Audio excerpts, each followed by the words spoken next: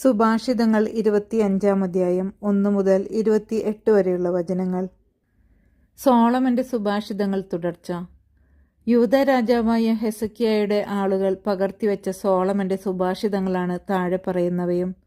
നിഗൂഢത ദൈവത്തിന്റെ മഹത്വമാണ്. രാജാക്കന്മാരുടെ മഹത്വമോ കാര്യങ്ങൾ ആരാഞ്ഞറിയുന്നതും. ആകാശങ്ങളുടെ ഉയരവും ഭൂമിയുടെ ആഴവും പോലെ രാജാക്കന്മാരുടെ മനസ്സും അമേയമാണ്. വെള്ളിയിൽ നിന്നും കിട്ടം മാറ്റിക്കളഞ്ഞാൽ പണിക്കാരന് പാത്രനിർമ്മാണത്തിനുള്ള പദാർത്ഥമായി.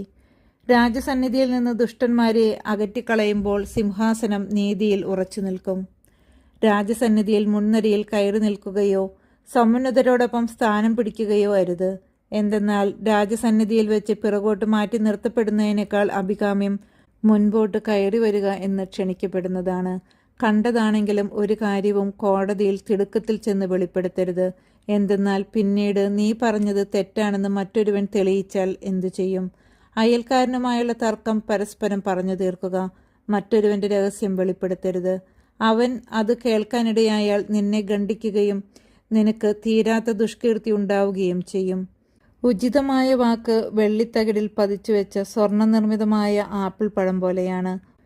ഉപദേശം സ്വീകരിക്കുന്ന കാതുകൾക്ക് ജ്ഞാനിയായ ശാസകൻ സ്വർണം കൊണ്ടുള്ള കർണാഭരണമോ കണ്ഠാഭരണമോ പോലെയാണ്. വിശ്വസ്തനായ ദൂതൻ തന്നെ അയച്ചവർക്ക് കൊയ്ത്തുകാലത്ത് തണുപ്പുമായി എത്തുന്ന മഞ്ഞു പോലെയാണ്. അവൻ യജമാനന്മാരുടെ മനസ്സിന് കുളിർമ നൽകുന്നു.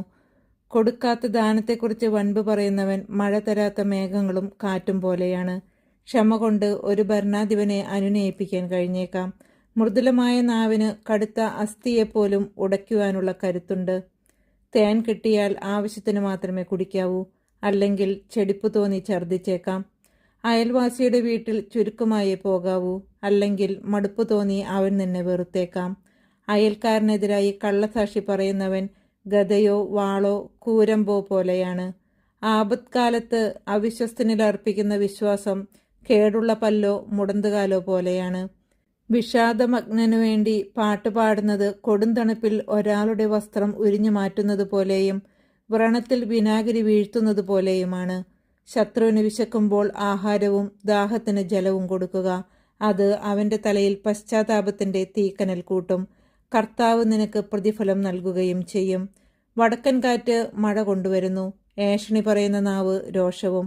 കലഹക്കാരിയായ ഭാര്യയോടൊത്ത് വീട്ടിനുള്ളിൽ പാർക്കുന്നതിനേക്കാൾ മെച്ചം തട്ടിൻപുറത്ത് ഒരു കോണിൽ കഴിഞ്ഞുകൂടുകയാണ്. ദാഹാർത്തിന് ശീതജലം പോലെയാണ് ദൂരദേശത്ത് നിന്നെത്തുന്ന സദ്വാർത്ത. ദുഷ്ടന് വഴങ്ങുന്ന നീതിമാൻ കലങ്ങിയ അരുവിയോ മലിനമായ ഉറവയോ പോലെയാണ്. തേൻ അധികം കുടിക്കുന്നത് നന്നല്ല. അതുപോലെ പ്രശംസയ്ക്ക് ചെവി കൊടുക്കുന്നതിൽ നിയന്ത്രണം പാലിക്കുക. ആത്മനിയന്ത്രണമില്ലാത്ത മനുഷ്യൻ കോട്ടകളില്ലാത്ത നഗരം പോലെയാണ്.